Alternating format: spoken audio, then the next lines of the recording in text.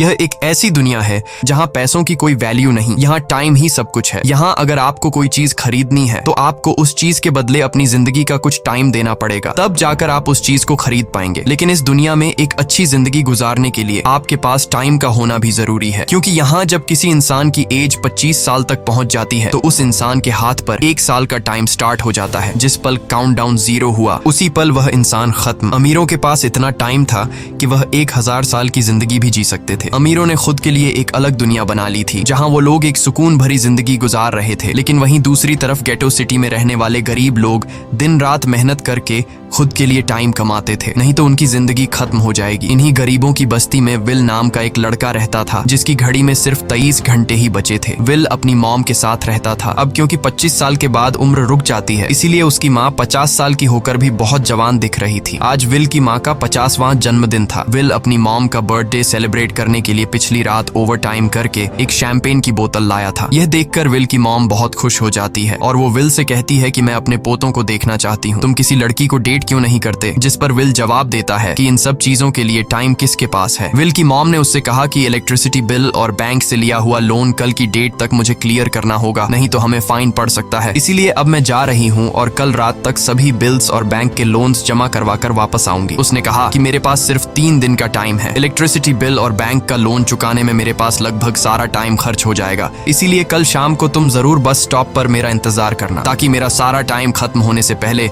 मैं तुमसे कुछ टाइम ले सकूं। इस पर विल ने कहा ठीक है, मैं टाइम पर पहुंच जाऊंगा। जाने से पहले विल की माँ विल के हाथ को छूकर उसकी बॉडी में 30 मिनट ट्रांसफर करती है ताकि विल अच्छा नाश्ता खरीद कर खा सके। इसके बाद दोनों अपने अपने काम पर निकल गए। रास्ते में विल के पास एक छोटी बच्ची आती है। वो विल को एक कैप्सूल देकर विल से उसका थोड़ा सा टाइम मांगती है। विल मुस्कुराते हुए उस छोटी बच्ची को कैप्सूल में अपनी जिंदगी का 5 मिनट का टाइम दे देता है और वह चली जाती है। यहाँ हमें पता चलता है कि यह लोग अपने टाइम को एक कैप्सूल में स्टोर भी कर सकते हैं, जिससे यह लोग कभी भी यूज और ट्रांसफर कर सकते हैं। इसके बाद विल काम के लिए फैक्ट्री पहुंच जाता है। काम शुरू करने से पहले वह कॉफी लेने जाता है, लेकिन वहां वह देखता है कि हर एक चीज का दाम डबल हो गया है। जहां पहले कॉफी 2 मिनट की मिलती थी, अब उसका प्राइस डबल होकर 4 मिनट हो चुका है। यहाँ पर कभी भी किसी चीज का भी दाम बढ़ा दिया जाता है बिना किसी अनाउंसमेंट के। ये बात विल को बहुत बुरी लगती है। मजबूरी में विल ने भी कॉफी के लिए अपनी जिंदगी के 4 मिनट पे किए और काम पर लग गया। दिन भर के काम के बाद रात के वक्त विल अपने दोस्त के साथ एक बार में जाता है। विल का दोस्त 1 नंबर का शराबी था। वह हर वक्त शराब के नशे में टली रहता। विल का दोस्त विल को इशारे में बताता है कि वह आदमी सबको फ्री में दारू पिला रहा है और उसके पास बहुत ज्यादा टाइम है। ये सुनकर विल ने जब उस आदमी की तरफ देखा तो उसे चारों तरफ से लड़कियों ने घेरा हुआ था। विल की जब उस आदमी की घड़ी पर नजर गई तो उस आदमी के पास 116 साल का टाइम था। यह देखकर विल समझ जाता है कि यह आदमी ग्रीनिच सिटी से है, क्योंकि गेटो सिटी में लोगों के पास ज्यादा से ज्यादा 2 दिन का टाइम होता है। विल उस आदमी के पास आया और उसे वार्न करने लगा कि यहाँ पर तुम्हें नहीं होना चाहिए था। यहाँ चोरों का खतरा है, ये लोग तुम्हें मारकर तुम्हारा टाइम चुरा लेंगे, इसलिए जल्दी से यहाँ से निकल जाओ। लेकिन वो आदमी विल की बातों को सीरियस नहीं लेता और उसे इग्नोर करके ड्रिंक करने लग जाता है। तभी उस बार में फोर्टिस नाम का एक गैंगस्टर अपने ग्रुप के साथ आया, जिसे देखकर सारे लोग बाहर निकल भागे। दरअसल यह शहर के सबसे बड़े गुंडे हैं जो लोगों से जबरदस्ती टाइम चुराते हैं। विल का दोस्त विल को पकड़कर ले जाने लगा, लेकिन विल ने जाने से इनकार कर दिया और वहां एक कोने में छिपकर सब कुछ देखने लगा। फोर्टिस उस अमीर आदमी से उसका सारा टाइम लूटने आया था। फोर्टिस उस अमीर आदमी को चैलेंज करता है कि चलो पंजा लड़ाते हैं और जो हारेगा वह अपना सारा टाइम जीतने वाले को दे देगा। ये टाइम फाइट आर्म रेसलिंग की तरह थी, जिसमें 2 लोगों को एक दूसरे की कलाई पकड़नी होती थी। जिस भी इंसान की कलाई नीचे होती थी उसका टाइम घटने लगता था और वो टाइम उस आदमी के हाथ में ट्रांसफर होने लगता था जिसकी कलाई ऊपर होती थी। इस तरह जीतने वाला इंसान सारा टाइम उस दूसरे आदमी से अपनी बॉडी में स्टोर करके उसे मार देता। फोर्टिस उस आदमी से कहता है क्या तुम इसके लिए तैयार हो? इस पर उस अमीर आदमी ने कहा कि मैंने बहुत ज्यादा ड्रिंक की हुई है, इसलिए मुझे कुछ टाइम चाहिए, उसके बाद मैं तुम्हारे चैलेंज के लिए तैयार हूँ। फोर्टिस कहता है कि ठीक है, ये तुम्हारी आखिरी ख्वाहिश है, जाओ मैं तुम्हें तैयार होने के लिए कुछ मिनट देता हूँ। फोर्टिस उसके साथ अपना एक आदमी भी भेज देता है ताकि यह भाग न सके। वो अमीर आदमी बाथरूम में आकर बहुत ज्यादा उल्टियां करने लग जाता है, क्योंकि उसे काफी चढ़ गई थी। इसलिए अगर वो इस हालत में फोर्टिस से पंजा लड़ता तो इस अमीर आदमी का हारना कंफर्म था। तभी विल वहां पर आ जाता है। वो फोर्टिस के आदमी को मारकर उस अमीर आदमी को अपने साथ उस जगह से बाहर निकाल लेता है और उसे फोर्टिस से बचाकर एक सेफ जगह पे ले आया। विल ने उस अमीर आदमी से कहा कि मैंने तुमसे कहा भी कि तुम्हारी जान को खतरा है, तुम जानबूझकर अपना टाइम क्यों बर्बाद कर रहे हो। वो आदमी विल को अपना नाम हेनरी बताता है और वो विल से पूछता है कि तुम्हारी उम्र कितनी है? विल ने बताया 28 साल। हेनरी ने कहा, मेरी उम्र 105 साल है और अब मैं जिंदगी से थक चुका हूँ। मैंने अपनी लाइफ में हर एक चीज का मजा लिया है और अब मुझे इस जिंदगी की जरूरत नहीं है। मैं जीना नहीं चाहता। ये सुनकर विल ने हैरानी से पूछा, आखिर तुम कहना क्या चाहते हो? इस पर हेनरी ने कहा, लगता है तुम अब तक हकीकत से अनजान हो। क्या तुमने कभी सोचा है कि इस दुनिया में अलग अलग टाइम जोन्स क्यों बनाए गए हैं? आखिर क्यों तुम्हारे टाइम जोन गेटो में किसी भी वक्त चीजों के दाम और टैक्स बढ़ा दिए जाते हैं? दरअसल महंगाई जानबूझकर बढ़ा दी जाती है ताकि गरीब लोग मरते रहें और उनकी मौत का फायदा ग्रीनविच टाइम जोन के अमीर लोगों को होता रहे। असल में ये सारा सिस्टम उन्हीं का बनाया हुआ है। जरा सोचो, वहाँ ग्रीनविच टाइम जोन में लोगों के पास जीने के लिए हजारों साल हैं, लेकिन यहाँ गेटो में तुम लोग हर रोज जीने के लिए मेहनत मजदूरी करते हो। ऐसा इसलिए है क्योंकि उन्होंने तुम्हें यह करने के लिए मजबूर किया है। वो लोग तुम लोगों को ज्यादा टाइम देना ही नहीं चाहते ताकि तुम लोग मजबूरी में उनके लिए काम करते रहो। वो लोग महंगाई बढ़ाकर तुम्हें ज्यादा से ज्यादा टाइम खर्च करने पर मजबूर करते हैं ताकि तुम्हारे टाइम से वो हमेशा की जिंदगी जी सकें। उन्होंने अपनी जिंदगी का हर एक दिन गरीबों की मौत से इकट्ठा किया है और मैं ऐसी जिंदगी बिल्कुल भी नहीं जीना चाहता जो किसी गरीब मजबूर इंसान की मौत से मिली हो। ये सब सुनकर विल समझ गया कि हेनरी बहुत ही नेक दिल इंसान है। हेनरी ने विल से आगे पूछा, अगर तुम्हारे पास मेरे जितना टाइम होता तो तुम क्या करते? विल ने मुस्कुराकर कहा कि सबसे पहले मैं बार बार टाइम को देखना छोड़ देता, क्योंकि उस वक्त भी विल के पास सिर्फ 18 घंटे होते हैं। वो सोने से पहले, सोने के बाद, खाना खाते टाइम हर वक्त अपनी घड़ी देखता रहता है, क्योंकि मुझे डर लगता है कि कहीं मेरा टाइम खत्म न हो जाए और मैं मर न जाऊं। विल कहता है कि मेरी मॉम घर संभालने के लिए बहुत ज्यादा मेहनत करती है। अगर मेरे पास तुम्हारी तरह इतना ज्यादा टाइम होता तो मैं अपनी मॉम के लिए ग्रीनविच सिटी में एक अच्छा घर खरीदता और हम दोनों वहाँ पर खुशी से जिंदगी गुजारते। इसके बाद विल ने हेनरी से कहा, आज रात हमें यहीं रुकना होगा, सुबह तक खतरा टल जाएगा, तब तुम वापस अपने घर लौट जाना। इसके बाद ये दोनों सो जाते हैं। सुबह उठकर हेनरी देखता है कि विल अभी भी सो रहा है। वो विल के पास आता है और उसके पास जितना भी टाइम होता है वो सारा का सारा विल को ट्रांसफर कर देता है और अपने पास कुछ ही मिनट बचाकर एक ब्रिज के ऊपर जाकर बैठ जाता है। विल जब नींद से जागा तो उसने देखा कि हेनरी वहां से जा चुका है।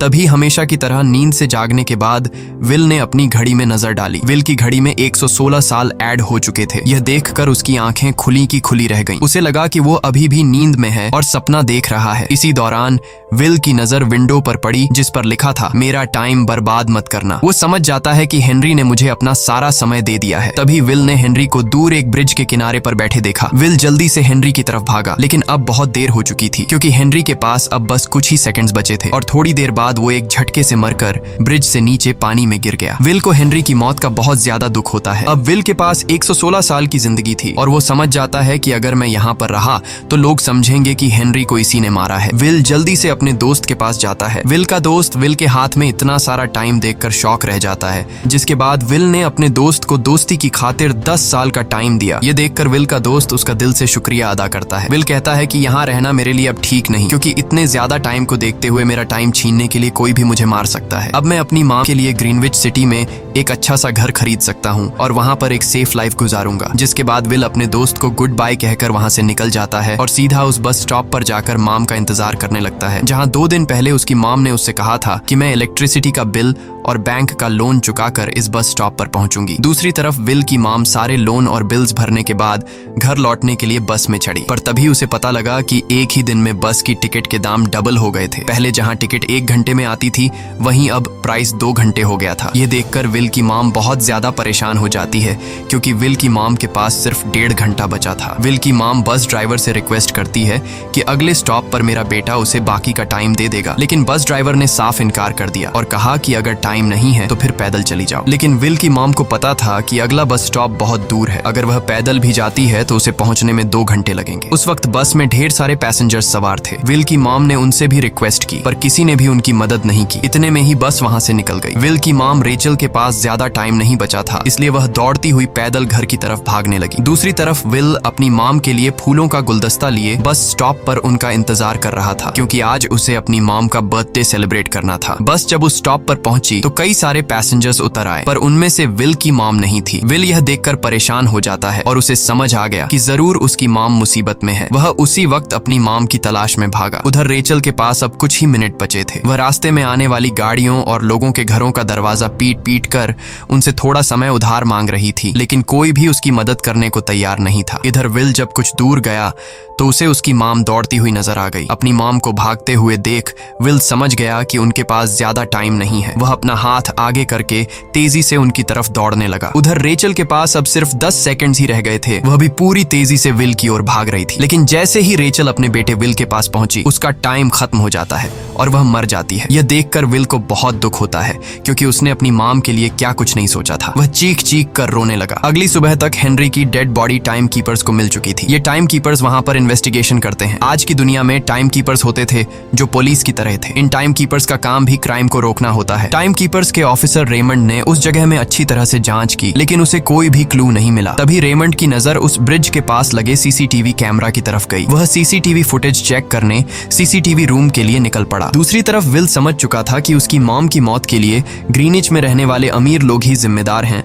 जिन्होंने गेटो शहर के लोगों को एक एक सेकंड का मोहताज बना दिया है। अब विल उनसे बदला लेने ग्रीनिच की तरफ निकल पड़ा और यहाँ से होती है असल कहानी शुरू। ग्रीनविच सिटी में एंटर होने के लिए विल को 1 साल का टाइम खर्च करना पड़ा और ग्रीनिच सिटी जा पहुंचा। वहां जब विल ने अमीर लोगों का लाइफस्टाइल देखा तो उसकी आंखें खुली की खुली रह गईं। वहां लोगों के पास इतना टाइम था कि वो लोग मरने का नाम तक भूल गए थे। यहाँ पर अमीर लोग के बॉडीगार्ड के पास भी 100 साल से भी ज्यादा का टाइम था। ये देखकर विल गुस्से से लाल हो जाता है, क्योंकि विल जिस शहर से आया था वहां पर लोगों के पास सिर्फ 24 घंटे की जिंदगी थी। विल वहां एक महंगे होटल में रुकता है। खाना खाते दौरान एक बहुत ही खूबसूरत लड़की विल को देखती है, जैसे उसे विल पसंद आ गया हो। दूसरी तरफ टाइम कीपर रेमंड हेनरी की मौत के वक्त का सीसीटीवी फुटेज चेक कर रहा था। तभी उसे फुटेज में विल दिखाई देता है। हालांकि कैमरा ने हेनरी को ब्रिज से गिरते हुए रिकॉर्ड नहीं किया था, लेकिन उस फुटेज में विल ब्रिज के पास खड़ा नजर आ रहा था, जिससे रेमंड को विल पर शक होने लगा। इसलिए रेमंड ने अपनी टीम को विल के बारे में जानकारी इकट्ठा करने को कहा। रिसर्च के दौरान टाइम कीपर्स को यह बात पता चल जाती है कि विल नाम का एक आदमी बहुत सारा टाइम खर्च करके ग्रीनविच सिटी में एंटर हो गया है, जिससे रेमंड को यह बात कंफर्म हो जाती है कि विल ने ही हेनरी को मारा है। रेमंड उसी वक्त अपनी टीम के साथ ग्रीनविच शहर की ओर रवाना हो गया। दूसरी ओर ग्रीनविच शहर में विल एक कैसीनो में आया, जहां कुछ अमीर लोग पोकर खेल रहे थे। विल भी उनके साथ बैठ जाता है। एक नए आदमी को देखकर ये लोग उस पर हंसने लगते हैं, लेकिन विल गैम्बलिंग में माहिर था। आज